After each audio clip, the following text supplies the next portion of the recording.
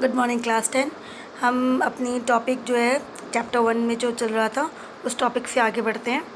हमने डिस्कस किया था लास्ट क्लास में about that Mauryan dynasty, how it was been established और फॉर्म्ड।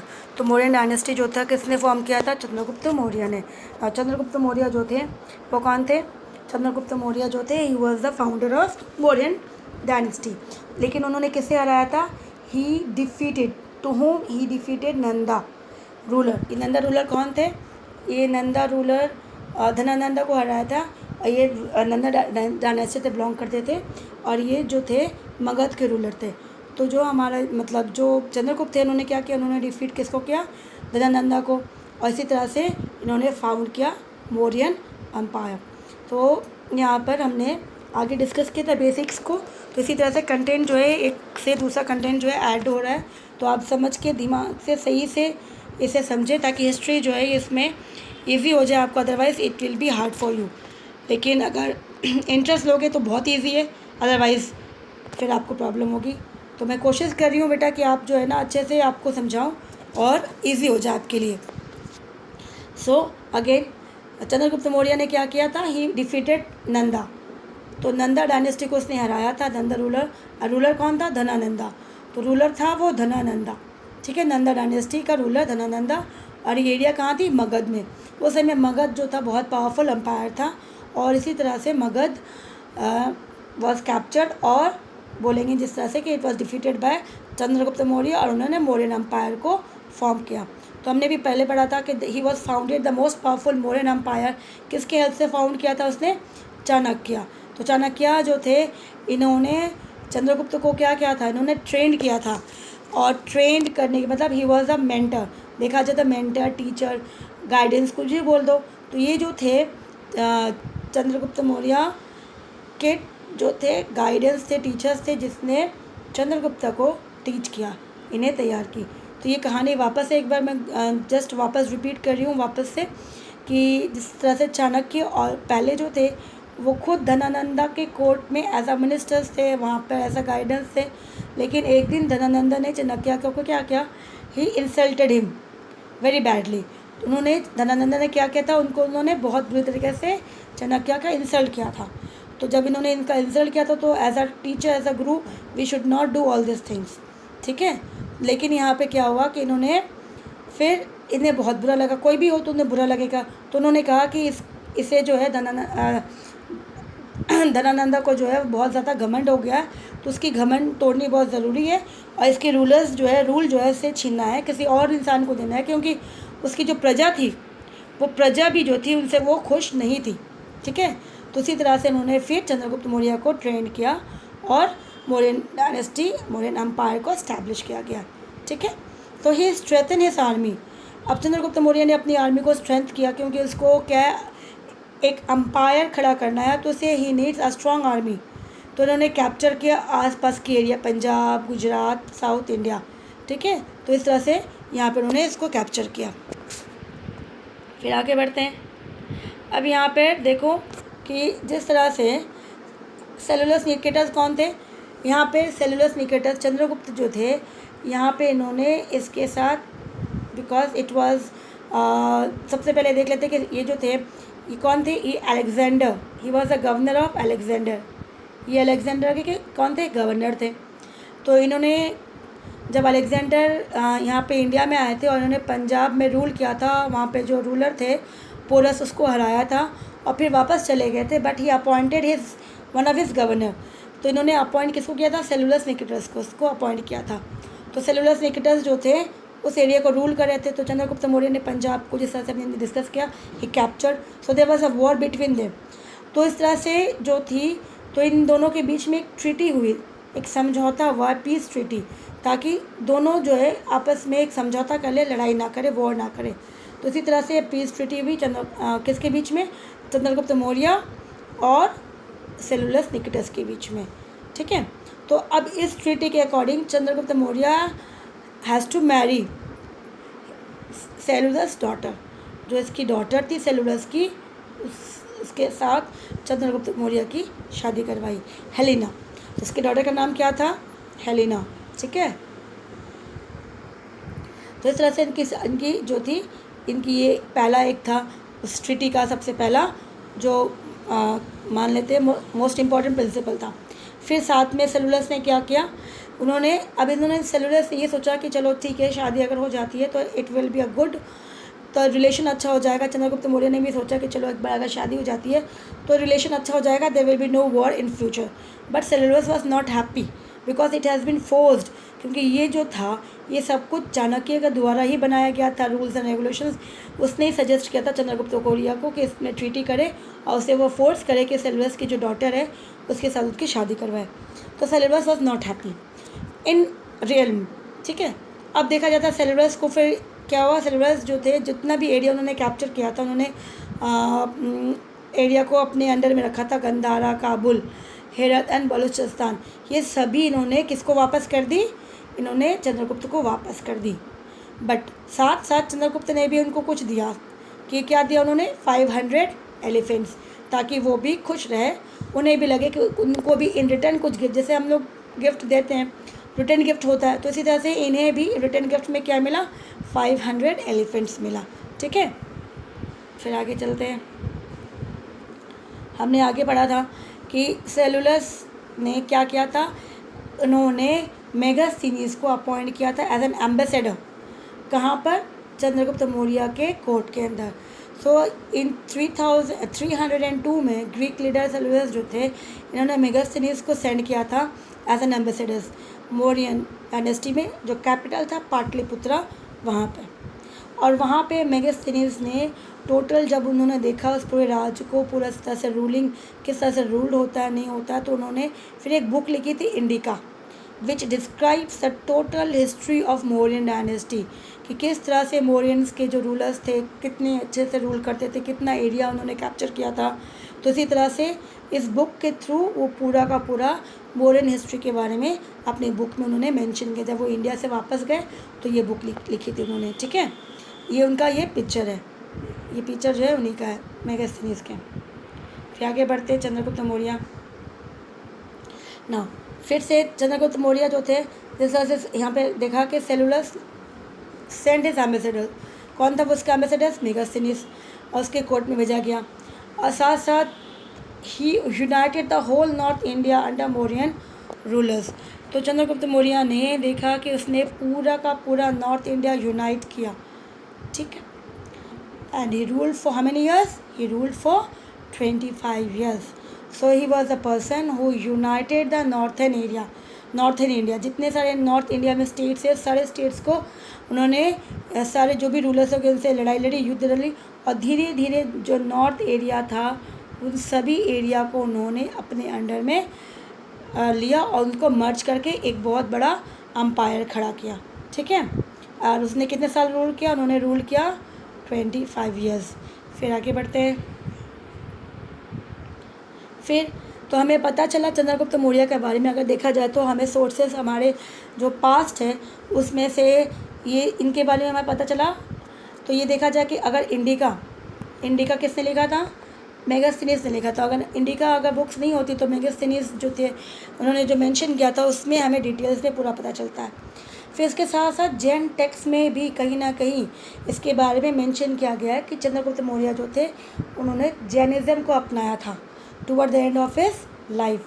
जब उनको लगा कि बस अब हम जो है हमने बहुत कुछ कर लिया, हमने अपने साम्राज्य खड़ा कर लिया, अब जो है हमारी लाइफ जो है अब बहुत हो गया, अब हम शांति चाहिए, भगवान की शरण में चाहिए, तो उन्होंने उस समय उन्होंने अपने धर्म जो है वो जैनिज़्म अपनाया।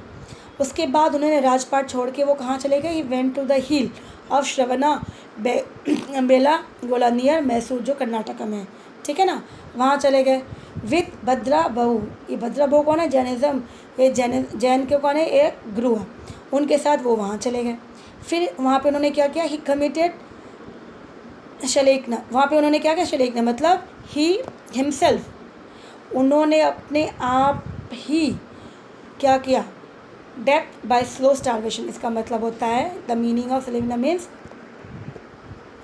कि इन्होंने धीरे धीरे खाना अपना छोड़ना शुरू कर दिया और धीरे धीरे बॉडी जो थी उनकी स्लोली डेथ हो रही थी स्टार्वेशन के कारण। मतलब अपनी इच्छा से उसने अपने शरीर का त्याग किया था।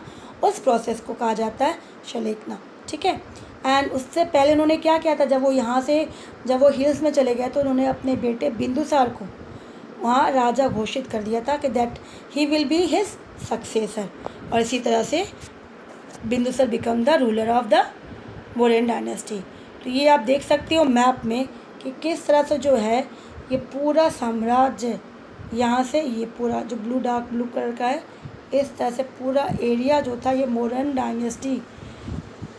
तो इतना बड़ा empire, that was the first empire has been build by Mauryan empire, देखा जाए तो इतना बड़ा साम्राज्य इन्होंने खड़ा किया था, ठीक है। आगे बढ़ते हैं थोड़ा। अब हमने देखना है यहाँ पे who was the main ruler of the Mauryan dynasty, Chandragupta Maurya, the founder of the Mauryan dynasty. हमने ये भी पढ़ा था, इन्होंने सरनेम, ये भी कंसेप्ट देखा था कि मौर्य इसने नाम क्यों रखा था, बिकॉज सम बिलीव सब historian that he belongs to a land which is having full, the land which is full of peacock, Maurya, इसके लिए, ठीक है। या फिर किसी इतना भी कहा कि किसी और ने, जो हिस्टोरियंस थे, उन्होंने कहा कि no, he belongs to a tribe which is been known as Mauri. तो इसी तरह से अलग अलग लोगों का अलग अलग विचार था। दूसरा हमारा था बिंदुसर।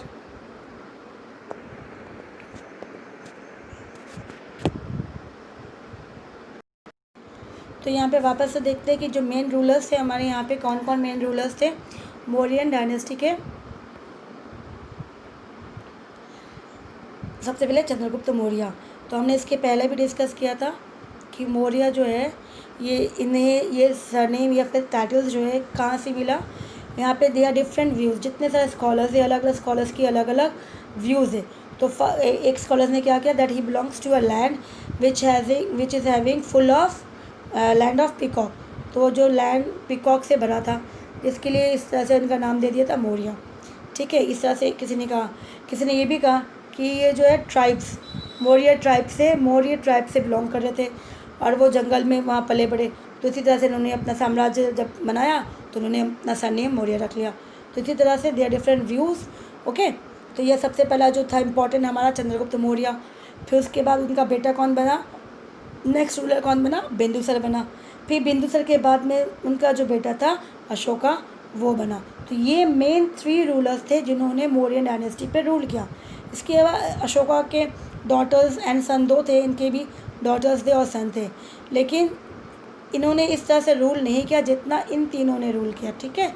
तो इसी तरह से जो मौर्यन डायनेस्टी थी इन तीनों में ही ख़त्म हो जाती है, आगे नहीं जाती है। मूव करते हैं आगे। फिर हम देखते हैं यहाँ पे वापस से कि जस्ट रिपीट हो रही है कि इस तरह से, ताकि आपको जो है ये पूरा जो कंटेंट है इसका चंद्रगुप्त मौर्य वो पूरा याद हो जाए और इसके आंसर्स अपने आप ही आप बना सके खुद से भी। With the help of Chanakya हमने क्या देखा मौर्यन में कि इनके जो ये पीरियड है 322 BC से 298 BC में एंड होता है, ठीक है। तो इसी तरह से चाणक्य जो थे, with the help of Chanakya Chandragupta जो है रूलर बनते हैं। तो चाणक्य डिफीटेड, किसे डिफीट किया उसने, धनानंदा को डिफीट किया और become the ruler of Magadh. तो मगध उस समय बहुत बड़ा साम्राज्य था और इसी तरह से एट द एज ऑफ 25, बहुत ही कम उम्र में 25 में ये वहाँ पर एज अ रूलर उन्हें अपने आप में इस्टेब्लिश किया रूल करना। So he establish first all India empire through his victory. और ये ऐसा रूलर थे जिन्होंने पूरे इंडिया के अंदर अपना विक्ट्री साबित किया, पूरा एम्पायर खड़ा किया, ठीक है, इस तरह से। फिर वापस आते हैं हम नेक्स्ट में क्या है यहाँ पे कि इन 305 BC ही डिफीटेड ग्रीक रूलर कौन था, किसे हराया था इन्होंने, सेलुलस निकेटस। और उसके साथ उन्होंने क्या बनाई थी, ट्रीटी बनाई थी।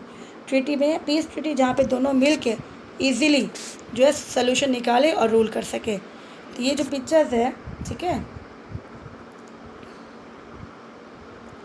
ये किसका पिक्चर है, ये सेलुलस निकेटस का पिक्चर है। वापस आते हैं।